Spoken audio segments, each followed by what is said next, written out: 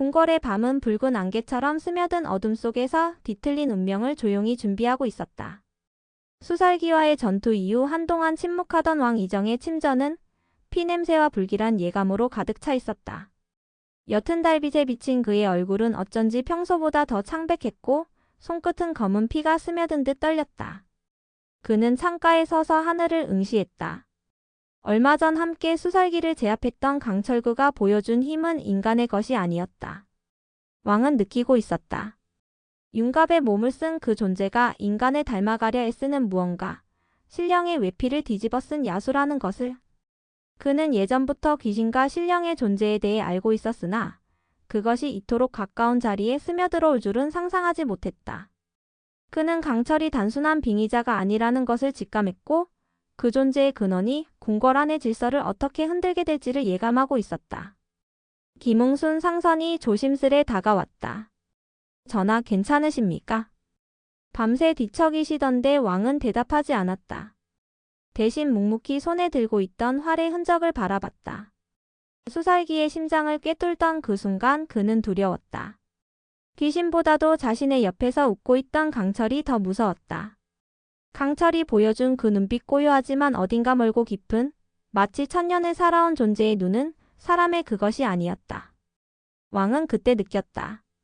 저 눈빛은 인간의 감정이 아니라 더 오래되고 원한으로 응축된 존재의 것이다. 응수나 사람의 눈은 거짓을 못 본다지. 그런데 나는 지금 그놈의 눈에서 사람의 눈을 못 봤다. 왕의 한숨은 무거웠고 그의 말은 예언 같았다. 불안이 궁궐을 덮을 때 그림자는 더욱 또렷해진다. 왕은 오래도록 말이 없었다. 김홍수는 말없이 물러났지만 그 역시 느끼고 있었다. 궁궐의 기운이 변하고 있다는 것을. 이는 단지 귀신의 소동이 아니었다. 정치, 권력, 신령이 모든 것이 얽힌 전면적인 격변이 다가오고 있었다. 그날 밤 여리는 다시 강철을 찾아 나섰다. 수살기의 마지막 한마디가 머릿속을 떠나지 않았다. 배우 모든 걸 조종하는 자는 너희 가까이에 있다. 무당 넙덕의 손녀이자 영매로서의 직감을 믿은 여리는 어릴 적부터 들었던 넙덕이의 말, 그림자는 항상 등을 보고 웃는다는 이야기를 떠올렸다. 이는 단순한 비유가 아니었다. 넙덕은 늘 말했었다. 진짜 적은 정면에 서 있는 것이 아니라 항상 뒤에서 웃고 있다고. 여리는 혼자 중얼거렸다. 그림자는 궁궐 안에 있다. 그녀는 다시 경기석을 꺼내쥐었다. 그 차가운 기운은 마치 손끝을 타고 과거의 진실을 속삭이는 듯했다. 강철은 궁의 기와 위에 홀로 앉아 있었다. 그 모습은 인간이었지만 눈빛만은 짐승처럼 번득였다. 여리는 조심스럽게 다가가 말을 걸었다. 강철아, 내가 무서웠어. 아니, 지금도 조금은 그래. 하지만 널 미워한 적은 없어. 그녀의 음성은 바람 속에 섞여 흘렀지만 강철은 정확히 들었다. 그의 눈동자가 미세하게 흔들렸다.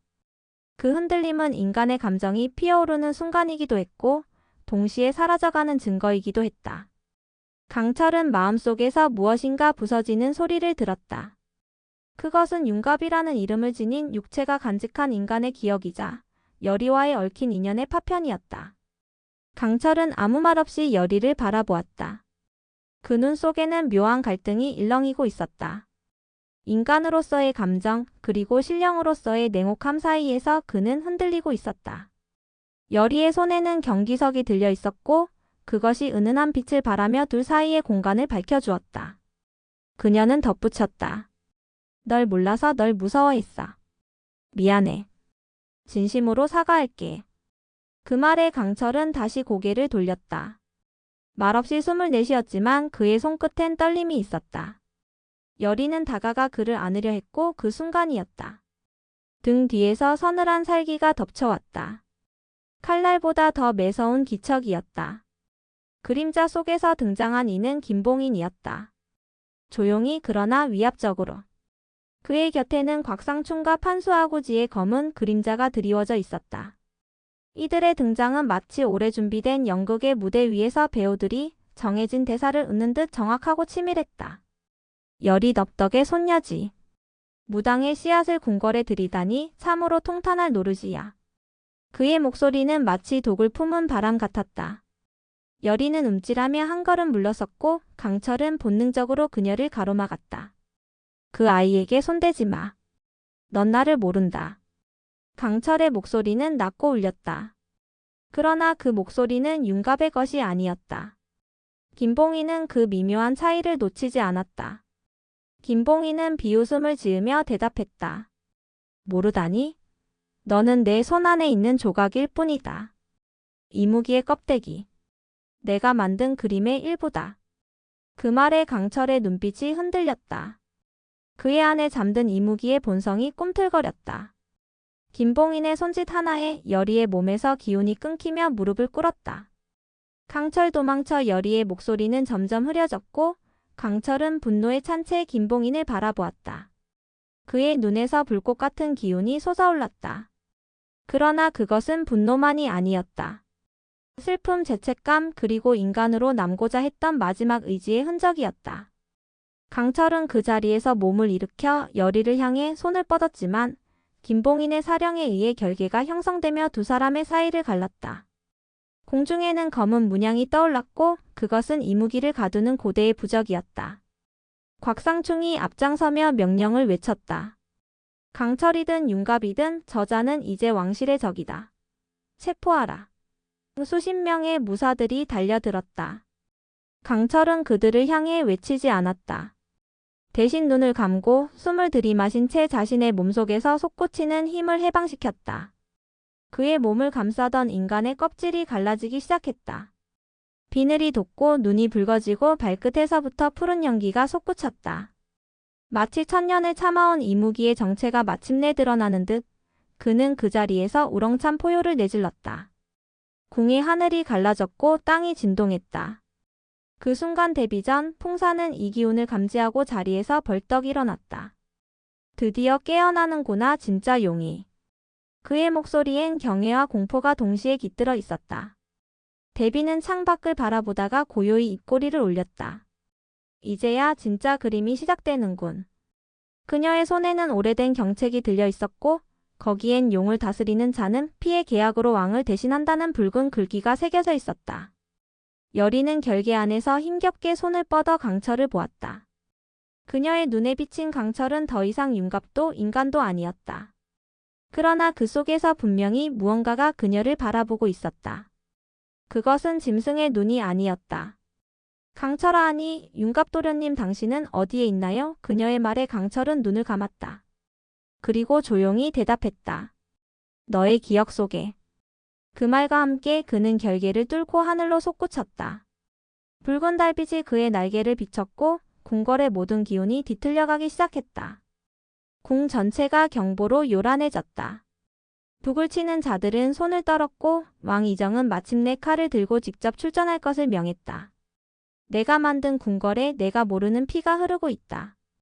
이제는 왕이 직접 마주해야 할 시간이다.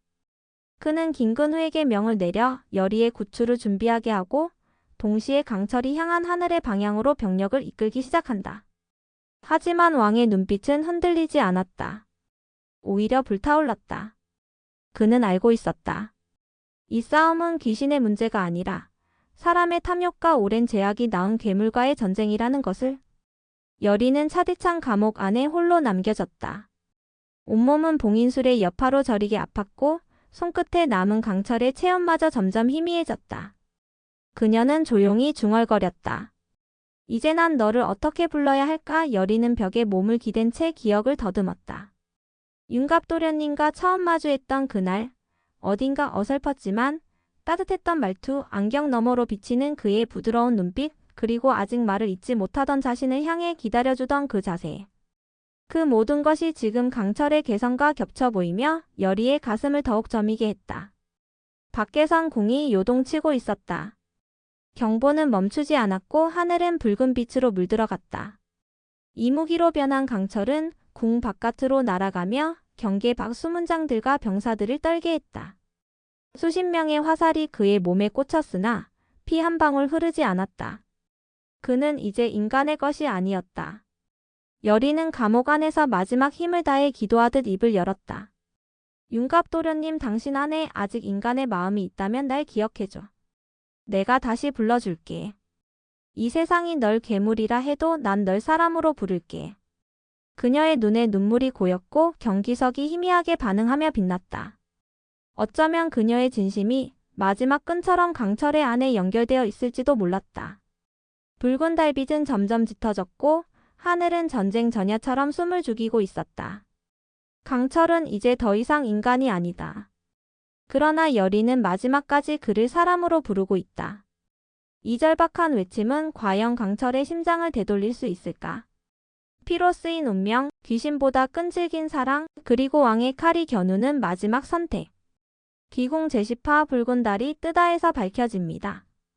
지금 좋아요와 구독 그리고 알림 설정을 눌러 다음화의 진실을 누구보다 먼저 마주하세요.